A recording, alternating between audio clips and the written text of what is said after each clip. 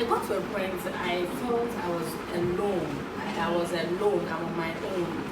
So You wanted to get married to have a married was the last thing. In fact, I remember telling my mom and then even myself that I was never going to get married. Hi everyone, welcome back to my channel. My name is Priscilla and I talk about faith, purpose and marriage. And today, as you can see, I have a wonderful guest here with me. Before I actually ask her to introduce herself, if you haven't yet subscribed to my channel, make sure you click on that subscribe button and also turn on post notifications so that you don't miss out on any video. So now I'm going to turn to my guest and I'm going to ask her to introduce herself just so you know her name and maybe just a little bit about her as well. Welcome. Thank you for accepting to do this. So let my audience know your name. Okay, guys. My name is Mrs. Mavis C. I'm married, as my name says, to a wonderful man, and then I have 2 kids, 2 strong and wonderful boys. Yeah. Okay, so let's start the ball rolling. I want us to have a conversation around marriage, but I'm going to take her back to her single years. You know how I'm always very interested about how you maximize your single season and how you transition from being a single woman to a married woman. So I would like to know how it was for you being single, living life as a single lady, looking forward to marriage. First of all, how was single life? Was it a season that you enjoyed, or it was a season you couldn't wait to get out of? Okay, thanks for the question, but before I say anything else, well, my single life was actually, let me say, a boring one. Yes, because from my background, I actually lacked certain things. I was very quiet, yes, very quiet, very calm, very reserved. And then, let me go back to the I lacked this holistic family thing. So it got to a point I felt I was alone. I was alone. I'm on my own. So you wanted to get married to have married was the last thing. In fact, I remember telling my mom and then even myself that I was never going to get married. So marriage was even out of the question.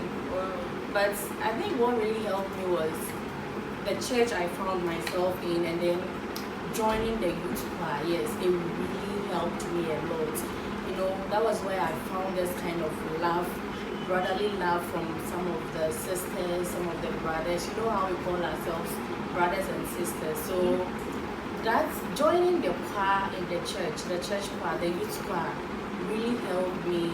So I had different perception about marriage, about family, about forgiveness and all those things. So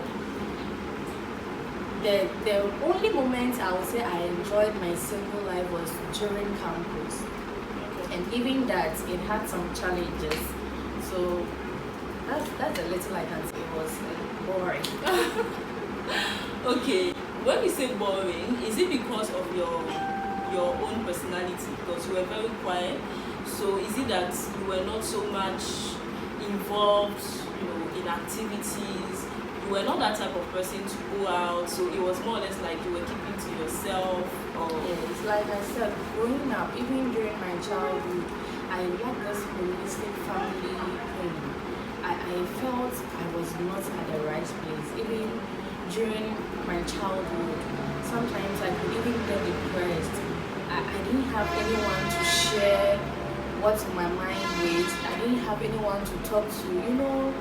You go out, you see someone in their family, and it wasn't like that with me and my family. So it made me very quiet, like I'm extremely quiet, let me see, because normally I was born very calm, or anyone closer to me, unless you get closer to me, you wouldn't even know I could at least make someone laugh, or I could make someone happy. So I grew up with it. It got to a point I told myself, Charlie, you are on your own. No one is going to, like, those kind of thoughts. So that was all that made my childhood very boring. And then because of that, I was always in my corner. I wasn't ready to go out to explore. I wasn't ready to learn something new. I didn't even know how to come out of it. So I was in my own shell, doing my own thing the way I wanted, the way I felt it was okay for me. So basically that was So you mentioned something. You said marriage was like the last thing we really thought about. Was there a particular reason, if you don't mind sharing, why you were not even thinking of getting married? I think one of the reasons was the main male figure in my life, and then the marriage as in The kind of home that that your was parents had. yes, and then the kind of marriages that were around me at that particular time, it didn't look attractive. It didn't look like something that was really nice. Yeah. Like, and then I didn't really know much about God. I didn't really know anything about godly marriage. So it was the ones I saw. And then I grew up in a compound house, so you can imagine. Every day there was a fight in a different room. And then also growing up, some of my friends were found like molested. I had a very close friend who sometimes it's difficult saying this, but her mother's boyfriend raped her, and then it was a very difficult situation, and then I was the only one she could confide in, and then you can imagine what that incident like caused within me. Like I don't know if I should say I hated boys. I didn't want anything to do with boys at that time. Anything to do with guys. I didn't want anything to do with them at all. So marriage was the last thing in my mind. I remember even during secondary school, before I joined the youth club, you were a boy. Like you come to me to talk for what? I had nothing to do with you. What were you going to tell me? But like I said earlier, youth club has really helped me. Things are not the same anymore. Okay, so what about the choir changed your mind or perception about marriage? Is it that when you joined the choir, you got the opportunity to see marriages that were the type of marriages that you looked forward to having one day, or was it just your association with the choir, the messages that you heard, or things like that? What changed for you? Because I know at a point you started wanting to get married, right? So what changed that perception? Okay, so what changed that perception? Like the youth choir actually helped shape my life from that boring life I was living. From that life I thought it was just me, nothing else, no one else. And I said I didn't really know much about God, even though I was a Christian, my dad was a pastor then. So youth choir, the messages, like they are grooming you, they are preparing you to be like I didn't even know how to explain it, but every practice was very important to me. There was no way I was going to miss, especially the exhortation aspect. I understood when you pray to God, there's going to be an answer. I understood basic things like a Christian life, what you should know, and all those things, So it really helped me. So first, I got to know God. Secondly, I understood, I got to know about praying, talking to God about your needs and everything concerning life. And I got to know that with God, all things are possible. That was how come all the talking to guys, me and guys, like we are yes. So that was how come all those thoughts I had in mind were washed away, let me say. So I was a new person. I could say that I was now born again. I was a Christian then, and I got to know that yes, there are good marriages. And I'm a deeper life from a deeper life Bible church. The kind of messages they give are aside the messages, the trainings, and then when you are in the church, you see wonderful families, wonderful marriages. They help me. Even that the thought of not getting married was still there. It was still there. I don't know if you can jump to when when you finally yes, decided, you know what, yes. I'm going to get married. Yes. Let's get there. So at what point were you like, okay, now I'm ready, I think I'm ready? Or maybe at what point did you feel like, I think the person I'm going to get married to is going to come soon, and it's definitely going to be different from the kind of men that I've seen? Just tell us what brought about your marriage and everything else. I always say this to my friends that it was marriage that got me very closer to God.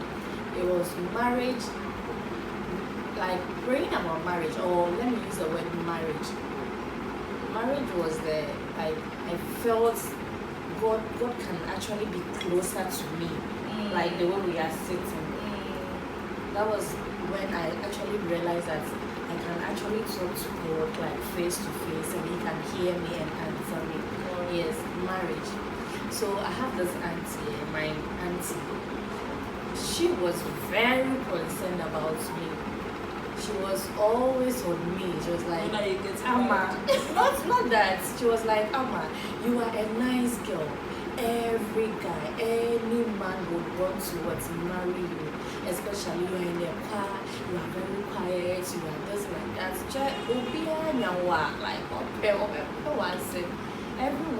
Everyone wants something good for himself or herself. So you have to start praying now for God to lead you and direct you. Don't get to the point where you have a lot of proposals, then you wouldn't know who to choose or you wouldn't know who to go with. So please start now. And then this woman started doing this before I even entered secondary school. I'm like, this woman, you don't know me, marriage. And she's like, don't say that.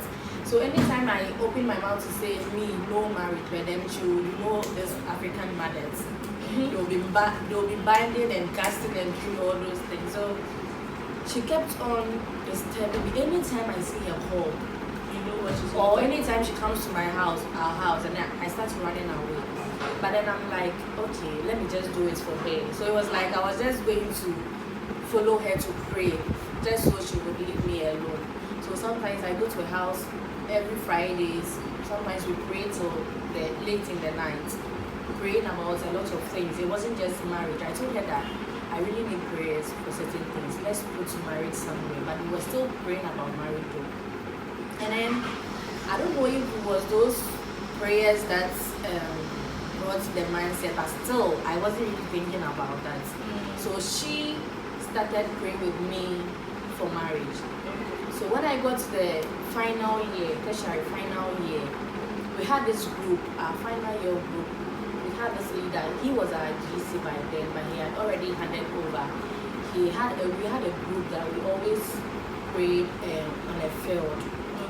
So we were praying for a lot of things. You know, when you're coming out from school, the next step was national service. After national service, if you are going to continue with your masters and other stuff, and then marriage was on the list, jobs were on the list, acquiring lands and all those things. So we kept on praying, and then anytime it gets to marriage, there was something hitting me.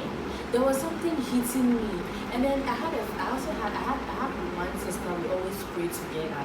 One time she was praying and then she was like, Amma, you are there, you are making up your mind that you're not going to get married. God is telling you that it is your marriage that is going to bring the breakthrough. So please, make up your mind and take this marriage thing serious. And then we also went for a prayer somewhere. It was even church. There was a prophet that came and then we were praying together. And then this prophet also said the same thing my friend said. Your marriage is going to bring a breakthrough in your family. Wow.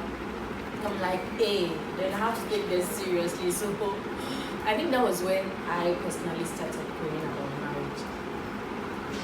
So my friend, campus group, prophet, my auntie, yes. So I started praying about marriage seriously. That was how the marriage became.